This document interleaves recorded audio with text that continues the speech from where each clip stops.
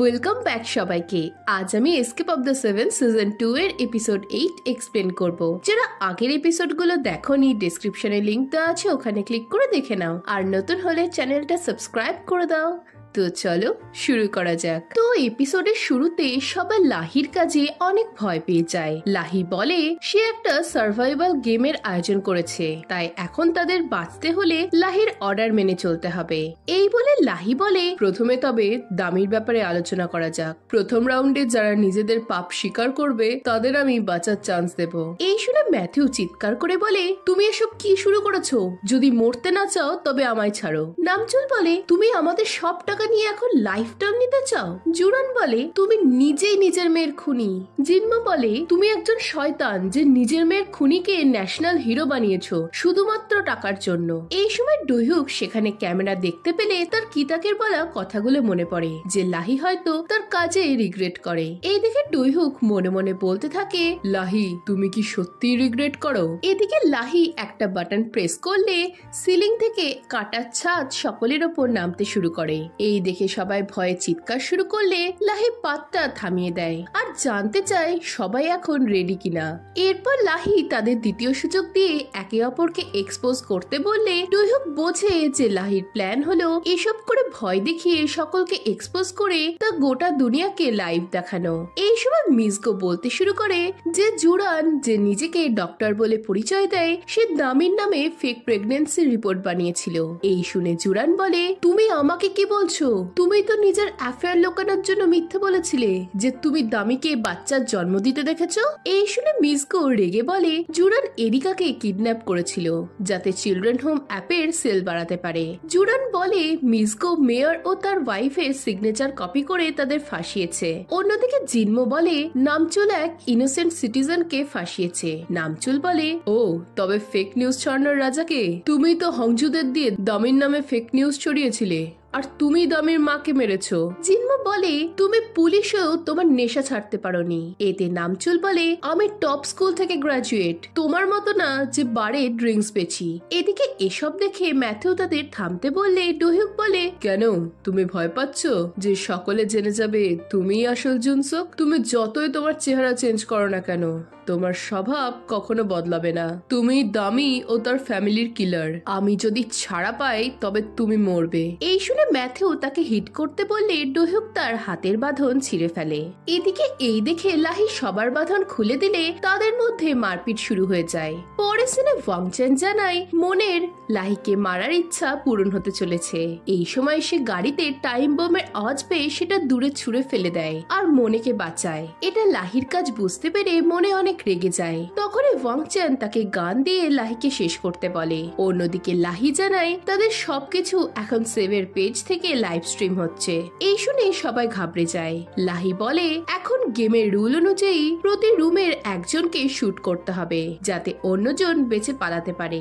এই বলে লাহি প্রতি রুমের কেজের ভেতরে একটা গান পাঠায় আর 5 মিনিটের মধ্যে তাদের টাস্ক শেষ করতে বলে। এই শুনে ম্যাথিউ রেগে গেলে লাহি জানায় যদি তারা গেমটা না খেলে তবে টাইম বোম ফেটে সকলেই মারা যাবে। এই শুনে সকলে গানটা বের করার জন্য মারপিট শুরু করে। এই সময় জুরান ভাবতে থাকে সে আর নামচুল কিছুতেই মরবে না। নামচুল ভাবে সে অবশ্যই জুরানের সাথে তার লাইফ কাটাবে। জিনমো ভাবে সে পিয়ংহিকে কথা দিয়েছে যে হানাকে একা হতে দেবে না। এদিকে মিসগো ভাবে তাকে তার বাচ্চাদের জন্য বাঁচতেই হবে। অন্যদিকে ডুহুক ম্যাথিউকে মারতে মারতে ভাবে আজকের দিনটা মনে রাখো যেদিন আমাদের অভিশপ্ত লাইফ শেষ হতে চলেছে। ম্যাথিউ ভাবে ফেক সন্তান হওয়ার কষ্ট কেউ কখনো বুঝবে না। এদিকে লাহি মনে মনে বলতে থাকে কিতাক আমার চিঠিটা পড়ে তুমি আমায় ক্ষমা করো। ধরে নাও এটাই আমার মৃত্যুর পরের উইল। আমি আজ প্ল্যান করেছি যে আমাদের সকলের করা পাপ লাইভ স্ট্রিমে এক্সপোজ করে সবাই এখানেই মারা যাব। এদিকে কিতাক চিঠি পড়ে গাগোকে আসার সময় বুঝতে পারে ওয়াংচেন লাহিকে ঠকিয়েছে কারণ কোনো লাইভ স্ট্রিম এখনো শুরু হয়নি। এদিকে সকলে বাঁচার জন্য লড়াই করে যাচ্ছিল। ডুহুক ম্যাথিউকে অজ্ঞান করে চলে যেতে গেলে ম্যাথিউ চোখ খোলে আর ডুহুকের দিকে গুলি চালায়। অন্যদিকে লাহি দরজার বাইরে বন্দুক হাতে অপেক্ষা করছিল। এই সময় মনে এসে লাহির পায়ে গুলি চালালে লাহি পড়ে যায়, আর লাহির একটা পা নকল দেখে মনে অবাক হয়ে যায়। তখনই দরজা খুলে মিসগো ও নামচুল বেরিয়ে এসে একে অপরকে দেখে শকড হয়ে যায়, আর তারা তাদের পার্টনারদের কাছে ছুট লাগায়। এদিকে ম্যাথু বেরোলে লাহি ভয় পেয়ে তার দিকে গুলি চালাতে যায়, কিন্তু ম্যাথুকে মারতে পারে না। এরপর নামচুল জুরানকে ও মিসগো জিনমোকে নিয়ে বেরোলেও কেউই লাহির হেল্প করে না। এদিকে লাহি ভাবে সে একই সাথে দামির মতো বুলেটের আঘাতে, পার্কনারের মতো আগুনে পড়ে ও লিহুয়ের মতো বোম ব্লাস্ট করে মরার যন্ত্রণা পাবে। এই ভেবে তার চোখে জল এলে তখনই ডোহুক রুম থেকে কোন রকমে বেরিয়ে লাহির সামনে এসে পড়ে যায়। লাহি দেখে ব্লাস্ট হতে আর কিছুক্ষণ বাকি, তাই সে ডোহুককে কোন রকমের টানতে টানতে একটা সেফ রুমে নিয়ে গিয়ে দরজা বন্ধ করে দেয় আর নিজে মৃত্যুর অপেক্ষা করতে থাকে। পরের সিনে বোম ব্লাস্ট হয়। হাসপাতালে সবাইকে আনা হলে ডোহুক মরে গেছে ভেবে ম্যাথিউ হাসতে থাকে। সে বাকিদের বলে লাইভ স্ট্রিম হওয়ার জন্য তারা সবাইকে বলবে যে লাহি তাদের ভয় দেখিয়ে এসব বলিয়েছে। তারা জানাবে লাহি অনেক ক্রুয়েল মা ছিল যে নিজের মেয়েকে টাকার জন্য ছেড়ে দিয়েছিল। এই শুনে নামচুল প্রশ্ন করে পাবলিক কি তাদের কথা শুনবে? মিসগো বলে তারা জানাবে লাহি ডোহুককেও মেরে ফেলেছে। এই শুনে জিনমো রাজি হয়ে বলে তারা সবাই এক টিম হয়ে কাজ করলে অসম্ভবকেও তারা সম্ভব বানাতে পারে। এই সময় সেখানে ওয়াংচান আসে। তাকে দেখে ম্যাথিউ রেগে গেলে ওয়াংচান বলে জুনসুক, আমি যদি না থাকতাম তবে তোমরা বেঁচে থাকতে না, আর সবাই জেনে রাখো ডোহুক বেঁচে আছে। এই শুনে ম্যাথিউ বিরক্ত হয়। অন্যদিকে ডোহুকের অপারেশন চলছিল। মিস ইয়াং হাসপাতালে এলে কিতা কাঁদতে শুরু করে।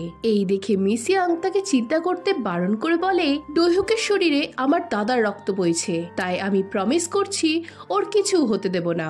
এদিকে ম্যাথিউ ডোহুক কোথায় আছে জানতে চাইলে ওয়াংচেন জানায় মিস ইয়াং তাকে কোথাও লুকিয়ে রেখেছে। এরপর জিনমো বলে তার দুনিয়ার কাছে এক্সপোজ হয়ে গেছে, এখন তাদের জেলে যাওয়া ছাড়া আর কোনো উপায় নেই। এই শুনে ওয়াংচান জানায় সে লাইভ স্ট্রিম শুরু করেনি, তার প্ল্যান ছিল লাহিকে বোকা বানানো। এই শুনে সকলে শান্তি পায়, আর জুরান ওয়াংচানকে বলে তুমি ভগবানের মতো এসে আমাদের বাঁচালে। এতে ওয়াংচান জানায় তাদের সকলের কনফিউশনের ভিডিও এখন তার কাছে রয়েছে। এতে সকলে ভয় পেলে ওয়াংচান জানায় এখন থেকে সেই সকলকে কন্ট্রোল করবে। এই শুনে ম্যাথিউ জানতে চায় সে কি চায়। এতে ওয়াংচান তাকে লুকাকে দিতে বললে ম্যাথিউ রেগে জানিয়ে দেয় সে এটা কখনোই করবে না। এই দেখে বাকিরা ম্যাথিউকে ওয়াংচানের কথা শুনতে বলে। জিনমো ওয়াংচানকে নিজেদের লিডার বলে মেনে নিলে ম্যাথিউ চুপ করে যায়। নেক্সট সিনে জুরান তার বাড়ির সামনে পাওনাদারদের দেখে ভয় পালায়। মিসগো বাড়ি এলে এরিকা ও ফিলিপ তাকে জড়িয়ে ধরে। পরদিন গাগোকে বোম ব্লাস্টিং এর পুরো দোষ লাহির ওপর দেওয়া হয়। এই সময় ওয়াংচানকে বাড়িতে দেখে মনে আটকে ওঠে। মনে বুঝতে পারে ওয়াংচান তার ঘরেও এসেছিল। এতে সে আরো ভয় পেয়ে যায়। ওয়াংচান বলতে থাকে লাহি এখন নেই, তাই এখন থেকে সে এ বাড়িতেই মনের সাথে থাকবে। এরপর সে জানায় মনেকে বাঁচাতে সে তার জায়গায় ডোহুককে পাঠিয়েছিল। এই শুনে মনে অবাক হয়ে প্রশ্ন করে ডোহুক কি মরে গেছে? এদিকে মনের ফেস দেখে ওয়াংচান একটু রেগে যায়। এরপর সে জানায় সে লাহির দামিকে অত্যাচার করার ভিডিওটা পোস্ট করেছে। এতে মনে অবাক হয়ে জানতে চায় যে এসব সে কোথা থেকে পেল। এতে ওয়াংচান জানায় সে লাহির গাড়ির ব্ল্যাক বক্স ও আশপাশ এরিয়ার সিসিটিভি হ্যাক করে এসব পেয়েছে। পরের সিনে নিউজে লাহিকে চাইল্ড অ্যাবিউজার বলা হতে থাকে। এই বিষয়ে ওয়াংচান ও ম্যাথিউ প্রেস কনফারেন্স করলে রিপোর্টাররা ম্যাথিউর কাছে জানতে চায় সে কি লাহির এসব বিষয়ে জানতো না। ম্যাথিউ বলে সে প্রথমে কিছুই জানতো না, কিন্তু পরে জেনেছিল লাহির টাকার জন্য দামিকে তার কাছ থেকে নিয়ে চেয়ারম্যান বাংকে দিয়েছে, আর সেই তিকি টাকার ফান্ড ইউজ করে অনেক পলিটিশিয়ানদেরও ম্যানিপুলেট করেছে। এই সময় ওয়াংচান ম্যাথিউকে এসবের দায়িত্ব নিতে বললে ম্যাথিউ জানায় সে তিকি টাকার সিওর পদ থেকে রিজাইন করছে। পরের সিনে মিসগো বাচ্চাদের নিয়ে জিনমোর ডিসচার্জ করাতে আসে। মিসগো তাদেরকে ক্যাফেটেরিয়ায় ওয়েট করতে বলে জিনমোর কাছে গেলে রিপোর্টাররা বাচ্চাদের ঘিরে ধরে। তারা জানতে চায় তার মা বাবারা কি ফেক, তারা কি আলাদা থাকে। এইসবে বাচ্চারা ভয় পেয়ে গেলে জিনমো সেখানে চলে আসে। রিপোর্টাররা তাকে প্রশ্ন করতে শুরু করলে হানা বাধা দিয়ে বলে তারা অনেক হ্যাপি ফ্যামিলি, তারা সকলেই সকলকে ভালোবাসে আর সে অনেক গ্রেটফুল যে জিনমো তার ও তার মার খেয়াল রাখতো। এই শুনে মিসকো জানায় জিনমো তার নাম ক্যান্ডিডেট লিস্ট থেকে সরাচ্ছে না, আর ভোটাররাই ঠিক করবে তাদের family fake or Real. Next সিনে জুরান ও নামচুল রেস্তোরাঁয় খেতে থাকলে নামচুল প্রশ্ন করে যে জুরানের কাছে কি বিল মেটানোর মতো টাকা আছে।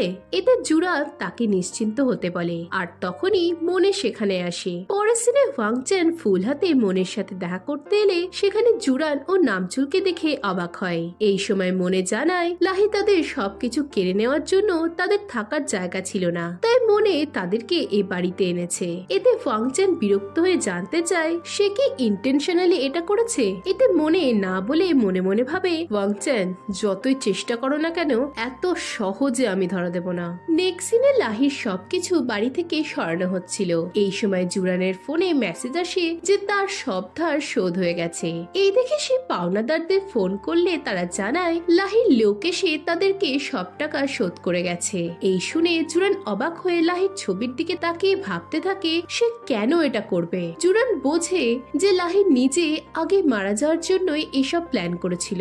অন্যদিকে মনে ডোহুকের সাথে দেখা করে জানতে চায় সে কেমন আছে। ডোহুক বলে, আমি তোমায় একটা কথা বলিনি, সিমজুন সোকের জায়গায় তোমার ভাই চংসু মারা গেছে। এই শুনে মনে অবাক হয়। সে এর জন্য লাহিকে দোষ দিলে ডোহুক জানায় লাহি তাকে বাঁচিয়েছে। মনে বলে নিশ্চয় এর পেছনেও লাহি ও কের কোনো প্ল্যান রয়েছে, কারণ তারা সাইকোপ্যাথ, তারাই তার মা আর ভাইকে মেরে ফেলেছে।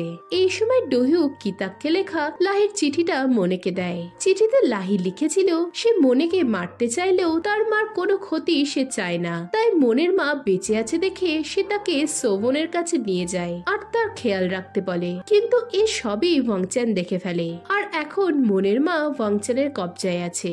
এদিকে এই দেখে মনে হাঁ হয়ে যায়। সে বুঝতে পারে না লাহি কি সত্যি বলছে।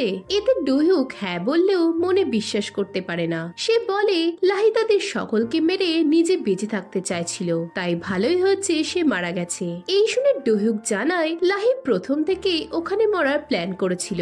সেই মেডুসা হয়ে তার হেল্প করে গেছে।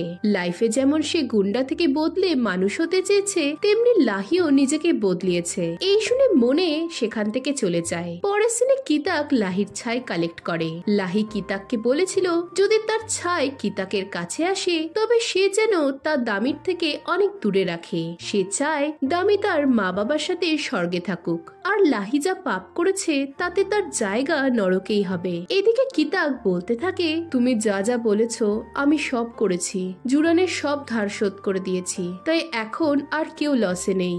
নেক্সট সিনে মনে লাহির কথা মনে পড়তে থাকে। সে বুঝতে পারে না তাকে হেট করার পরও লাহি কেন তার মাকে বাঁচালো। এই সময় তার কাছে লাহির ফিউনারেলের মেসেজ আসে। অন্যদিকে জিনমো হানার কাছে জানতে পারে যে লাহি গোপনে হানার খেয়াল রাখতো, কিন্তু জিনমো বুঝতে পারে না লাহি কেন হানার জন্য এসব করেছে। এতে মিসকো বলে হয়তো লাহি দামির জন্য রিগ্রেট করত, আর তাই সে হানাকে নিজের মেয়ে দামির জায়গায় বসিয়ে তার খেয়াল রাখতো। এই শুনে জিনমো চুপ হয়ে কিছু ভাবে। এদিকে জুরানের এসব চিন্তা করে ঘুম আসছিল না। এই সময় তার কাছেও লাহি ফিউনারেলের মেসেজ এলে সে উঠে পড়ে। পরে সিনে কিতাক দামির কবরের পাশে লাহিকে রাখে আর বলে, লাহি আমি তোমার রিকোয়েস্টটা শুনতে পারবো না, তুমি দামির পাশেই থাকো আর তার সাথে দেখা করে তার কাছে ক্ষমা চেও। এই বলে কিতাক দামির ছবি দেখে কাঁদতে থাকে। এই সময় মনে সেখানে আসে। জুরান নামচুলকে দেখে অবাক হলে নামচুল জানায় সেও মেসেজ পেয়েছে। জিনমো মিসকোকে দেখলে মিসকো জানায় সে জানে না সে কেন এখানে এসেছে। এরপর সবাই লাহির কবরের সামনে একজোট হয়, আর তাদের দেখে ডোহুক মনে মনে বলতে থাকে, লাহি তোমার বলিদান নষ্ট হয়নি, তোমার মৃত্যু সকলকে একজোট করেছে। এই সময় প্রচুর জোনাকি এসে জায়গাটা আলোকিত করে তোলে। এরপর পাস্টের একটা সিন দেখি। হানা তার দিদার সাথে থাকার সময় একদিন লাহিকে তার জন্য কালার পেন্সিল আনতে দেখে। এদিকে লাহি ব্যাকগ্রাউন্ডে বলতে থাকে, দামি ও হানার মতো যে সমস্ত বাচ্চাকে তার মা বাবা ছেড়ে দিয়েছে তাদের জন্য প্লিজ তুমি আমার টাকাগুলো ইউজ করো কিতাক, আর একটা কথা লুকোনোর জন্য আমায় ক্ষমা করো যে দামি তোমারই মেয়ে। আর এই সত্যির সাথেই এপিসোড 8 এখানেই শেষ হয়ে যায়। এখন এরপর কি হবে জানতে হলে ভিডিওটাতে লাইক ও কমেন্ট করো, আর নতুন হলে চ্যানেলটা সাবস্ক্রাইব করে দাও। তো দেখা হচ্ছে নেক্সট ভিডিওতে। বাই।